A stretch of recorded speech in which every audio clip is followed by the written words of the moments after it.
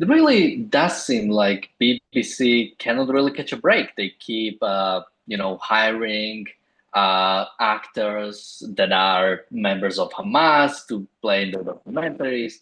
They're hiring into the BBC Arabic people who either are affiliated with Hamas or do consider Hamas sort of like a good thing. People who call for violence against Jews. They really are struggling to sort of figure that whole situation out. And today we'll be talking about another one of those situations, specifically BBC Arabic journalist Samer El Zaenen, who basically has also called for Jews to be burned, as Hitler did, in quotes. Uh, another report came out, a Telegraph has commented on it, and today we'll cover a bunch of it. Joining me today is Alex. Welcome to the Daily Objective. Sorry for a bit late start. Still in Israel, still trying to figure out how to best do my setup while traveling, and for some reason there's a bit spotty Wi-Fi specifically where I am, so I'll try to move around the next days and see if I can figure out a better spot. But joining me today is Alex. So Alex, yeah, what do you make of it? Like, if I wanna be a complete stillman, I could say, you, especially if you have like this BBC Arabic, BBC, I don't know, like all over the place. You need sort of like this so-called journalist has been working on ground in Gaza. So sometimes it happens, but we'll go into what specifically or how much this guy stuff had. But yeah, what do you make of BBC's, let's say, misstep? I mean, it's I don't necessarily know if it was a misstep. I think that whoever is kind of managing probably their Arabic speaking desk is doesn't seem to think that that him writing this kind of stuff on social media should be something that disqualifies him necessarily from working for the BBC. I mean, and people kind of talk about like, oh, someone so and so was arrested for like misgendering on Facebook, right? And they hear like about a social somebody who we're disparaging them because of their social media posts, and I just want to think set the tone correctly here.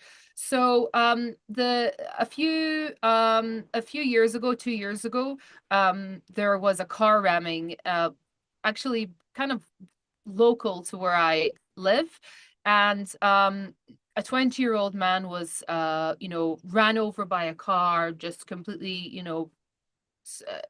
injuries that were horrendous, and an 8-year-old boy and his 6-year-old brother were brutally killed as well. And he wrote that the victims will, quote, soon go to hell. So, this isn't a case of somebody just having a few kind of hot takes. This is a repetitive pattern of behavior.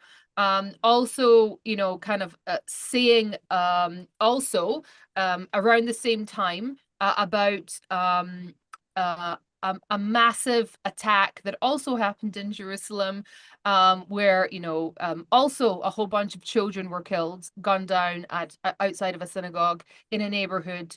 That's yeah. So I think he said, what does it says? He says, "Oh, when things go awry for us, shoot the Jews. It fixes everything." So, I mean, yeah, I don't even know what really. I don't know how. I mean, isn't it surely the social media would be like a critical thing for you if you're a journalist, because that's surely how you're advertising yourself. I mean, normally when people apply for journalistic jobs, they ask them for their socials so they can see, okay, what kind of work is it that this guy is doing? So I don't think that the BBC, I think maybe the you know the brass at the BBC will be kind of shocked by this. But I think that this will not really be a shock to whoever actually was responsible for the hiring and firing of the BBC Arabic desk. It shows you really how deep the rot really goes, and how most of the time they don't even really think that there's anything wrong with it, because Cairo is a place where you can walk around and you can see Mein Kampf, right? They sell it. It's a big deal over there. The Protocols of the Elders of Zion. I mean, these are books that they think of as being like, oh, this is like a history book, okay? And that's the widespread effect of the Muslim Brotherhood. It's just so deep into the culture. We have a super chat from Jonathan and a super chat from Bonnie. Thank you so much. And yeah, I mean, continuing, like, that's my sort of like the biggest question. Like, how does this, not only how does this happen once, but why does this like keep happening? Like, when, and we've commented on BBC many times. I mean, BBC, ran that story, how, an IDF dog has like mauled, basically like a child, like a Palestinian child with like a Down syndrome, and also was autistic. And the whole of the article was basically just woman said. Like that was the only source for the article, is somebody said something, and no collaboration from IDF. Basically, the IDF comment was at the bottom, and it was only IDF has not commented on this yet. So that kind of journalism, or I mean, you cannot even call it journalism, right? It's hiring people like this. Like at some point, you should ask yourself a question, like, and maybe this is not even like a specific thing with like BBC Arabic. It's not something that just, well, you just cannot find sort of like enough honest people in sort of Arabic world that you just happen to always get somebody affiliated with Hamas or somebody affiliated with the terrorist organization, right? This is happening with BBC itself. At some point, you might ask yourself a question like, maybe, and BBC has said they're launching investigation. They're launching investigation into how this happened, how did they get it, but when that investigation comes out, will they actually do something about it? I mean, I think there was one investigation covering the sort of anti-Semitism or the anti-Israel bias in BBC, and when that came out, the answer from BBC, or I think specifically from Jeremy Bowen, was no. This is propaganda.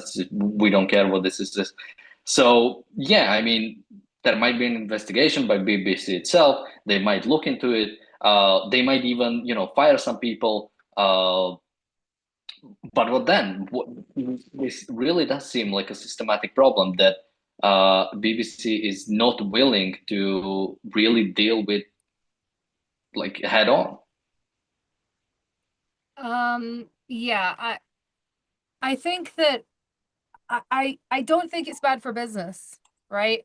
I think that that this is kind of, if you want to think about it from the perspective of like the BBC Arabic is primarily broadcasting to people who, I mean, it's only broadcasting to people who speak Arabic. Maybe having these kind of opinions, and maybe having these kind of opinions, it's not really necessarily like a bad thing. I mean, if you turn on the Arabic speaking TV any day of the week, you're gonna see all kinds of when I say conspiracy theory, I think that that's kind of playing it down. Just nonsense. Right? I mean, we've had these continual stories. Like the dog one is good, because I think that journalists, right, Arabic speaking journalists, were actually sharing the most like god awful AI like rendition of that on their socials, like saying I mean, like trying to pass this off as some kind of real story. If you go on to the head anchor at Al Jazeera, he wrote that he wrote on October 7th that October the 7th was the Palestinian Independence Day, right? It was the proudest day in Palestinian history. So you know, and I think that I wonder, and maybe you can tell me because I'm not entirely sure what it is. What is the BBC's business in having this kind of, Arabic speaking like broadcast? Like I can't, what is the point? I mean, I said it's bad for business. I mean, of course, the BBC is not a it's not a business, right? Is government funded entirely. Um so there's no advertising there. So there's no like business model per se. What is the purpose of the BBC? Like, I could maybe understand, well, I don't understand it. I mean, I don't support it, but I can maybe kind of understand, like, a BBC maybe being broadcast in English in the UK to a certain degree, and just to give you the government lines, okay? But why are they, what is the purpose of it? I heard some good stories about what they used to do during the Second World War. They would broadcast in the native tongues of, let's say, the French, to try to keep spirits high until for the French resistance. So I know that they were they were kind of doing good things back then. But nowadays, I'm not. I mean, it's surely this is activism, right? And this is government-sponsored activism meant to change hearts and minds. I mean, to what degree, right? Like, what is the end kind of goal here? What is the end purpose? Because anywhere that they're broadcasting from, any dictatorship, which is all of the Middle East, right, to some degree, um, they can't speak their mind. I mean, they can't speak the truth. Okay, so it's so you have to understand that whenever, if you're hearing BBC Arabic and you're hearing BBC Persia, and they're based locally in those in the countries that they're reporting to, the reporters can't tell the truth because they'll go to jail. And the BBC is kind of operating with this veneer of respectability. And they kind of go, oh, it's the BBC. And people, it gives this false kind of, in Hebrew we would say, like a hechsher. It gives like a stamp of approval almost on it. Like, this is okay, this is kosher, right? This BBC is kosher. You can trust it. But in actual fact, it's something quite sinister. And I think in a way that almost makes it far more devious than Al Jazeera, because most people understand Al Jazeera, Qatari state-owned media. Okay, you're gonna get the Al Thani family's agenda. Okay, and it's gonna be subversive, and some people are gonna like it, and some people aren't. But the BBC, they go, oh, it's the BBC. They're still kind of trading on this. I don't know, like on those hit stories that I'm referring to with the French resistance, these heroic stories of the BBC, um, and it also feels like in the BBC there's an enormous amount of groupthink going on. To that people are not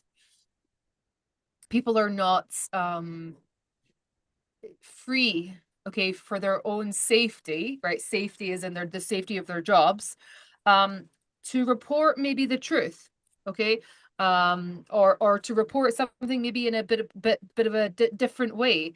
I mean, what would really be good would be to have BBC Arabic, but it was actually speaking to them, speaking the truth to them.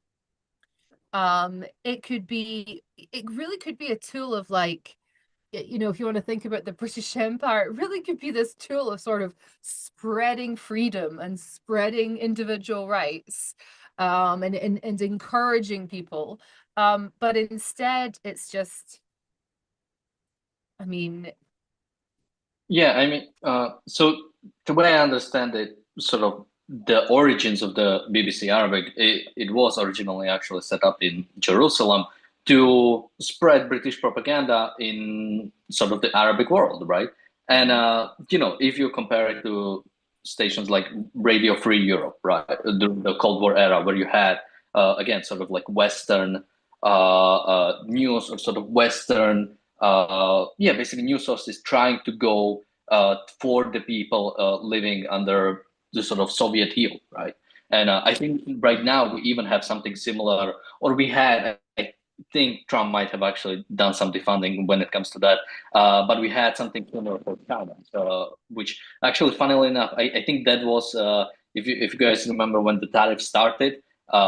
China, the official like Chinese Twitter account, like posted a clip from Reagan, sort of talking about how like tariffs are bad, which was pretty funny. And I think original recording of that was from that station that sort of like similar to Free Europe that spreads sort of like American, basically American propaganda in the sort of East Asian world. And yeah, you know, I was really thinking, especially when like I think when I remember Trump sort of like defunding that, if there is like an actual case for again, there is no case, I think, for like national broadcaster on like the national level itself, especially right now. And I can bring up my own story from Slovakia, where the sort of the PBS or BBC equivalent in Slovakia was completely used as like a state media propaganda by the sort of first government. And because of that, it was actually the private media that became this sort of actual, and now they are the ones who do like the political debates, who actually do bring you the sort of the news from around the world without bias. Those were like it was the private media that actually assumed the supposed role of state media. Because I think when you ask sort of what is the goal of BBC, it's to provide this like objective, not tainted by money, not tainted by any sort of opinions, sort of just like cruel facts. But whenever sort of any media tries to do that, it never happens. The sort of opposite happens because it is now government funded. It is now sort of in part of the government, or not necessarily part of the government. That's something they always try to do. Right? That's why you don't actually, or at least I think that's how it still works with BBC, is that you don't actually pay sort of the government doesn't pay directly, but you have a BBC license, so that's the money that's and you actually can never get going out of it. That's the thing. Yeah, even if you have a screen and you're only streaming Netflix, okay, you still need to pay the BBC their TV license. I mean, they are like, and they're very vicious. They put people in jail for not paying the TV license. It's like a very serious crime, to try to like evade it. And so that almost kind of it adds to kind of the sting of the whole thing, because most of the British public does not support the BBC, and their days are of course numbered. It really like eventually they're gonna have a Margaret Thatcher type, or a Trumpian type, who is going to just say, yeah, no more, we're not having any more of this. And yeah, I mean, with the BBC, it's just now it's scandal after scandal after scandal after scandal. And I also think, like, I really would love to understand the purpose of it, right? I would love to understand what the kind of global BBC kind of project is, because it really doesn't, like, even in China, right? They have their BBC, BBC China. You can't report the truth there. You just can't. So it kind of, and again, it's sort of like you just it feels a very bizarre thing to watch, because you have, on the one hand, people who are not wanting to get fired, right? So they're self-censoring in that way, like self-censoring, right? And then you have actual censorship, right, from the countries that they're in, okay, who are going to be like, who are going to be saying, no, no, no, no, no, sorry, that is not going to happen, that's coming out, etc. So, and by the way, their reporting as well, in their Arabic reporting is as crazy as Al Jazeera in Arabic. Okay, and also they switch in between, right? Like their journalists go from Al Jazeera to BBC, right? It's a very, even those crazy scenes that you saw, like the hostage rescue, where they had those bizarre pageants, I don't know, it's pageant ceremonies, whatever, that was directed by a guy who worked at Al Jazeera and formerly the BBC. Okay, so it just feels to me that and even then, the people that they cover, right? Even Ahlam Tamimi, okay, also has been covered widely in BBC, and they just don't mention, oh, this person masterminded a suicide bombing that killed 15 people. Okay, it's just kind of like, oh, we forgot to mention that. Yeah, it's not exactly important. I really would really love it if the earnest journalists at the BBC, who want to be journalists, which is a great job, right? It's a great thing. If I really wish they would all come together and have some kind of private enterprise, and they would just be, making something unique of their own, because it's like the BBC is like this massive black hole of money, that seems to get funneled into creating these projects, like, um, you know, what was it? How to Survive a Day in Gaza or whatever. You know what I love about them? You know what I love about the How to Survive a Day in Gaza? It's when they get the powdered sugar, okay, and they throw it in their faces, right? Like, all the time, for some reason, you know what I'm talking about, the powdered sugar in their faces. Yeah, so whenever, like, they're trying to recreate this, like, oh, I just escaped a bombing, I just got out of an explosion, they put, you have like your head falling off and blood squirting out of your eyes, okay, if you just survived a bombing, okay. You don't have, they do this thing where they throw sugar, or I don't know what, yeah, it's like dust. They throw dust into their faces, and then they're running through the air, the hospital with the dust, and it's like, I've never, it's obviously staged, yeah. And the crazy thing is that, so there was the BBC journalist who is like literally in these staged, events, staged scenes, um, like they're directing.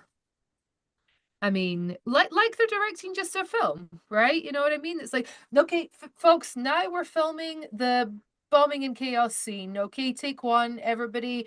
Get your dust, throw it in your face, get your, fake blood, mat your hair. No women off the set. Women don't get injured. Women aren't in battle.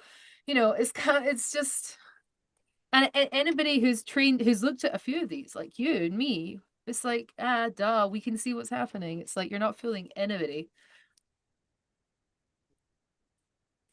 Yeah, and sort of just wrap this up. I mean, more than sort of journalists from BBC, sort of some getting out and setting up a private thing. Uh, More of like something like actual like Arabic. Like I don't know of any sort of like Arabic like free media. Like I think even Atlas Shrugged itself is not translated into Arabic. It is sort of weird that it's this like Dude, huge language translated into yet Arabic, stop. Stop. what Translated into Arabic. I'm sorry. Do you know how many books are sold in the Middle East? at least five. Not many, right? There's not huge demand, okay? It's, you can, uh there's statistics on it. I can't remember quite what they were, but they were something shocking, like, like the amount that's printed in Arabic. Maybe they're reading it in English. Yeah, it could be. I always, whenever I have a book that's been natively written in Hebrew, I sometimes read it in English, right? Or even sometimes, but in general, uh, even even all of the movies, they go through the official censor, right, of the government before they can be shown. So you'll have a movie, like most people who live in like Jordan. Well, Jordan's a bit more progressive, so to speak, right? But sometimes they'll cut out. Okay, so most of the time, like if in let's say, let me think, Iraq, okay, or Saudi Arabia, all of their movies will be 45 minutes long, okay? 45 minutes, 90, 60 minutes. All the movies that are sent from Hollywood that are 2 hours long, they have to remove all of the content that can be either potentially triggering a revolution, or it's got too much sex in it, or so they cut it down to like laughable like points, right? And the same, of course, in China. In China, even they don't like it if you show like the big open road, these kind of American movies where it's kind of like just me and my Mustang on the wide open road, and I'll look at my freedom. Okay, they don't even like that, because it, you know they want people to believe that Americans are beating each other to death because they can't get the last you know piece of AliExpress garbage, right? Because of Trump's tariffs. I mean, it's laughable, and to be honest, our Arabic propaganda is just as laughable. Um, and um, it's really, yeah, it is actually quite a shame, because this is this is a okay, I want to explain something, Daniel. So the Palestinians are probably like the most educated Arabs in the Arab world, right? They're like all of the Kuwaiti, like the people who were running Kuwait, right, before they kicked the Palestinians out. Like it was all Palestinians. Like Palestinians are very good like technocrats and like economists, and they make they when they leave the like the West Bank or whatever. I don't know about Gaza, I'm just talking about the West Bank. They do very well, right? They do very well in other countries. um so it would be great to have it would be great to have like a great, free Arabic media. Okay, it would be amazing actually. And I think it could really change the way that the way that they are kind of perceiving themselves. Because the kind of the anti-Semitism, it is mirrored in this extremely paranoid view of the world. This very paranoid, this extremely, I don't want to say cynical, but it's always sort of like, somebody's out to get you. And, very, it's a very limited way of thinking. Okay. And perhaps a bit more of a kind of a freer way of thinking, right? Freer way of understanding reality. That once you have that, right, there's no kind of, yeah, there's no going back. Like, let's say even the Israeli Arabs who are exposed to Hebrew media, right, who are exposed to genuinely a free press, um, they're just entirely different, right? In the sense that, entirely different when you hear them being interviewed, right? The way that the way that they're speaking is the language of, individual rights. Okay. So it's a completely like different way of looking at like, yeah, it's an entirely different culture, right?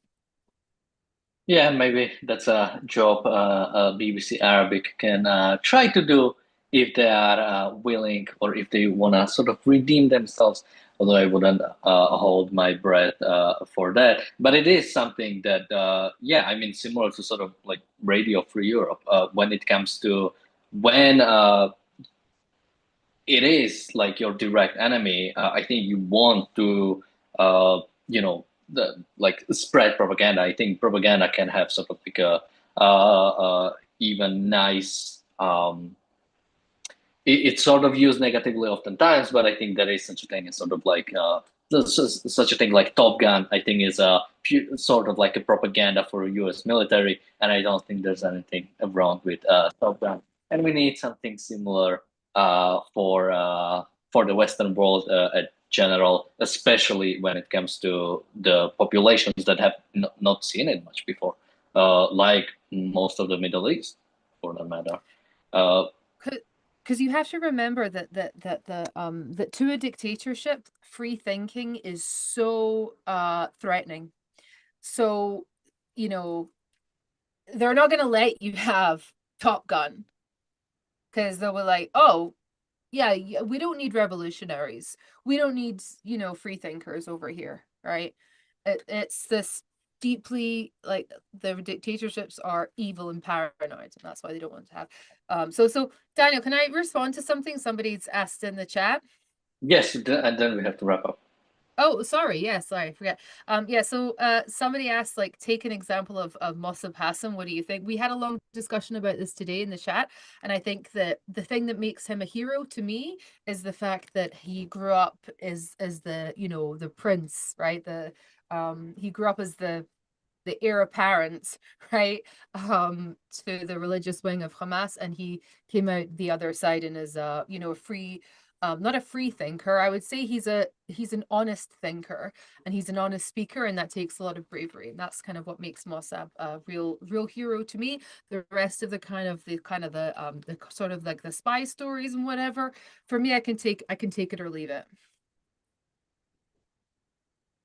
We have a super chat from Paul Zeus. Thank you so much. A super chat from Jonathan. Thank you so much. He says Team Alex. And a super chat from Garbot Words. Thank you so much. We have the reality show coming up in just about a minute or so. So make Oh, sure I'm so to sorry. no worries. So make sure to join us for that. With that, thank you everybody for watching, and we'll see you in a bit. Bye bye.